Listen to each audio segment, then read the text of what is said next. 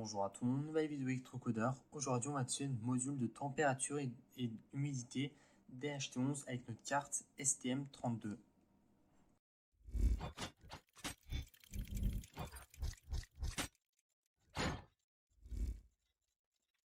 Donc, nous avons déjà utilisé notre module qui nous permettait de lire la température et l'humidité DHT11 avec notre carte Arduino. Aujourd'hui, on va utiliser avec notre carte STM32. Vous allez voir que c'est relativement pareil. Le programme ne change pratiquement pas. Donc, comme vous savez, ce module-là, il nous permet de lire la température et l'humidité dans une plage d'environ 2 degrés environ. Donc, si votre module il affiche qu'il fait 25 degrés, en réalité, il peut faire 27 degrés ou 23. Donc, c'est ça un peu l'inconvénient. Si vous souhaitez une meilleure précision, une meilleure qualité, alors vous pouvez vous orienter vers un DHT22 qui sera beaucoup plus fiable et avec des meilleures mesures. Et l'humidité, il est à environ de 5% si je ne me trompe pas, mais l'humidité, c'est la chose qu'on ne se préoccupe pas souvent dans ce module-là. Souvent, on l'utilise juste pour mesurer la température.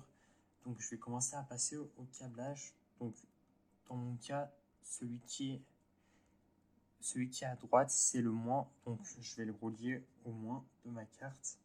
Donc, ça peut changer les câblages selon le module que vous avez.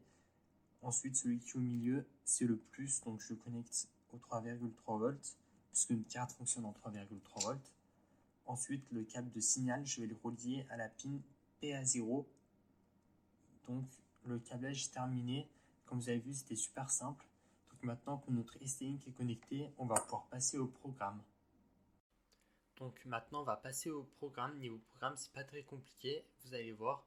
Tout d'abord, il faut inclure la librairie dht.h. Donc, si vous ne l'avez pas, vous recopiez dht et vous allez dans le gestionnaire de bibliothèque et vous tapez dht. Donc, ensuite, vous descendez. On va commencer à descendre et vous allez voir dht sensor librairie by Adafruit version. Moi, c'est 1.4.0, mais vous pouvez prendre la dernière version normalement. Et moi, j'ai aussi une autre librairie normalement simple DHT, même si celle-là, on va pas l'utiliser puisque c'est pas la version la plus répandue. Donc moi, je vais utiliser dht.h. Donc d'abord, on va initialiser notre pin DHT11 sur la pin PA0. Ensuite, on va initialiser le type de DHT c'est un DHT11 dans mon cas. Ça se peut que ce soit un DHT22. Donc ça, vous pouvez le modifier, vous, si vous utilisez un DHT22. Ensuite, on va créer DHT pour pouvoir utiliser nos valeurs, pour pouvoir lire la température et l'humidité. On va créer la variable température et humidité. On va initialiser le port série à 9600 beaux par seconde. On va démarrer la lecture avec notre DHT.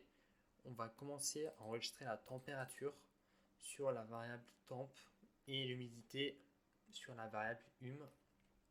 Donc on va écrire temp, donc la valeur température, et ensuite on va écrire degrés Celsius à côté.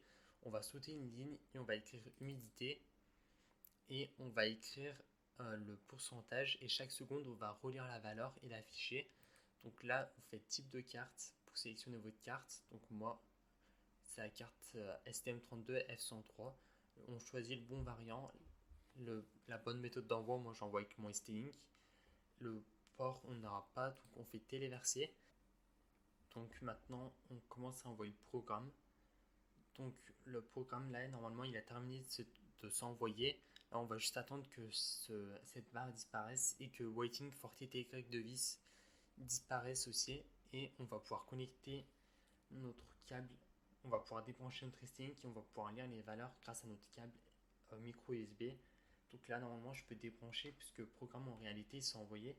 Donc notre ST-Link je peux le débrancher et on aura seulement besoin de notre câble micro USB pour lire les valeurs sur le port série. Donc on y est 29,70 degrés environ.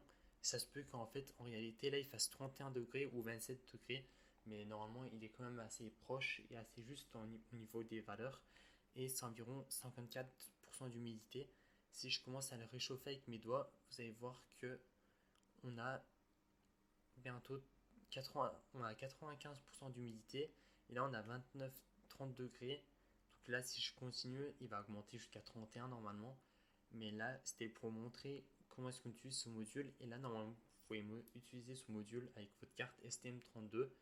Donc j'espère que la vidéo vous a plu. Si c'est le cas, alors vous pouvez vous abonner, liker, partager et commenter. C'était Electrocodeur. Ciao!